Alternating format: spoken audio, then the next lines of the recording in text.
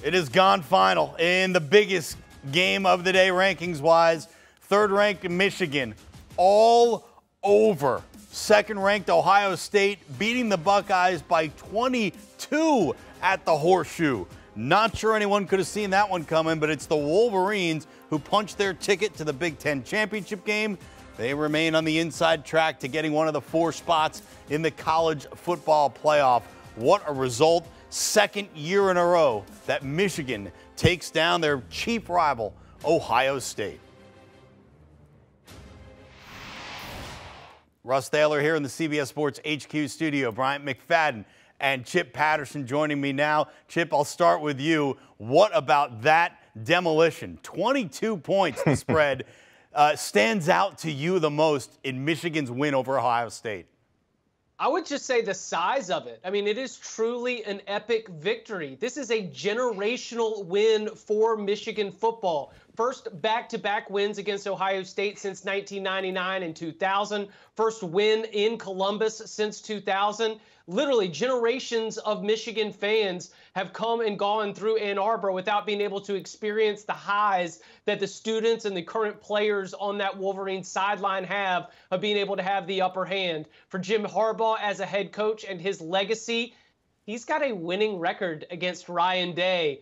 And what does that mean for Ryan Day? Because Ohio State fans, who I have never, ever, ever accused of being entirely rational, they have got to be disappointed with the way the Buckeyes team has looked on the field against their biggest rival in each of these last 2 years. I don't think Ohio State is totally out of this yet. I'm sure we'll get to the college football playoff implications here in a little bit. Michigan needed this win more than Ohio State did from that perspective. But in terms of the execution within the context of the game, one team looked more prepared, one team executed better, and one team was coached better, and that was the Michigan Wolverines.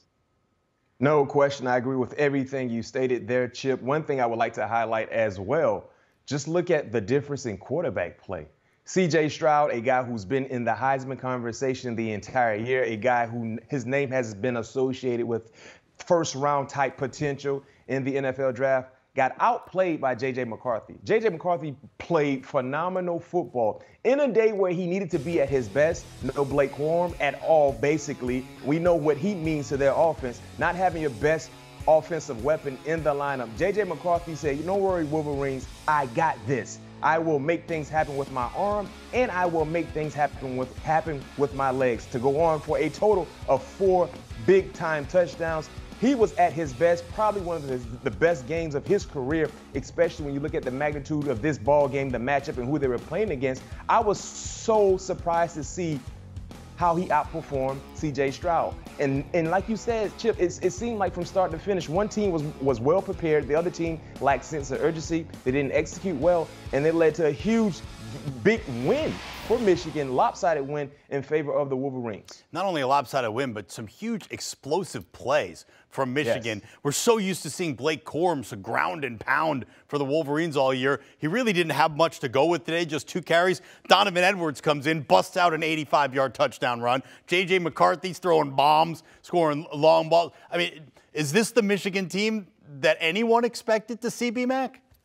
No, not at all. Because the thing about Michigan, they love to establish the ground and pound attack first because they have unique, outstanding running backs. And then they allow that window of opportunity to take off for them throwing the football. So let's keep it real. This might have been a blessing in disguise for the Michigan Wolverines offensively because they had to do things differently in this ball game, and they were able to execute on explosive-like plays in the back end against Ohio State's secondary. So how good can this offense be if they keep this same mindset of being more an aggressive style, and then when you look and you have number 2, Blake Corum, back into the lineup?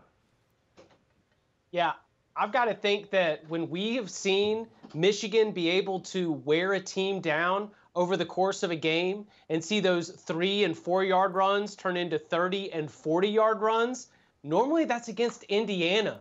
Normally that's against Rutgers. That's not against the Ohio State University, the Silver Bullets. And that's where I think a lot of the disappointment is not only going to be on C.J. Stroud and the offensive side of the football, but you tried to improve the defensive side of the football when you went to go hire Jim Knowles as the new defensive coordinator.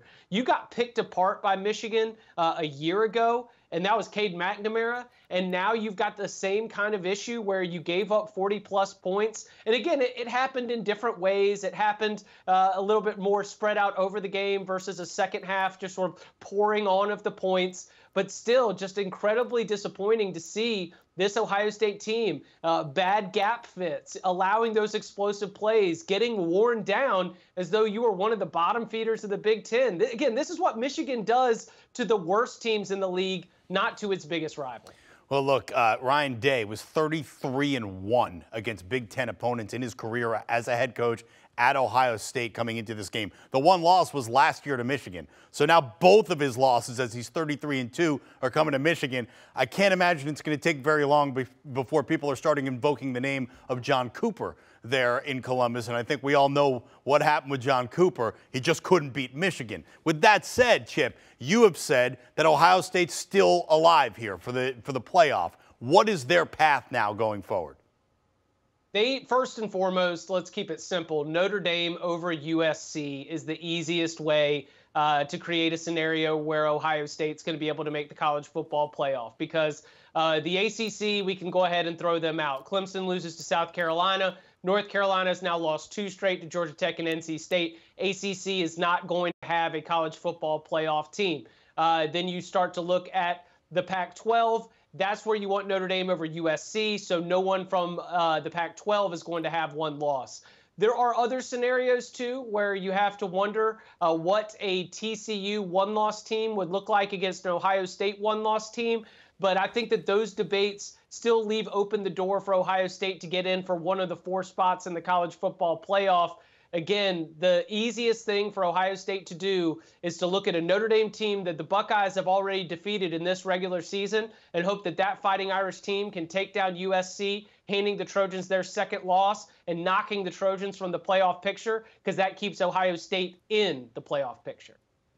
Yeah, Chip, and outside of hoping that Notre Dame can take care of their business against Southern California, then you need to actually hope to see what you expect to see in the SEC championship game. You need Georgia to take care of their business against LSU, because hypothetically speaking, if LSU beats Georgia, it's safe to say the SEC will have 2 teams get into the top 4 spots in the playoffs. So they need some things to happen. They still have an outside chance, but clearly they put themselves in a very, very difficult situation by not taking care of their business today against Michigan, because now they have to scoreboard watch. And watching the scoreboard is never fun when you don't control what can happen. Yeah, it was the Wolverines who very much took matters into their own hands, beating Ohio State by 22 at the Horseshoe. Bryant McFadden, Chip Patterson, thank you so very much. And if you want more from these guys, they've got the podcasts to have you covered. The Cover 3 podcast, that's Chip Patterson. The All Things Covered podcast, and that you got Bryant McFadden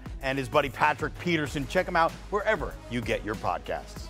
Do you want a sports network that delivers everything that matters about the game? The highlights, the picks, the instant analysis, no yelling, no fake debates, no politics. Hit the subscribe button and never miss a moment.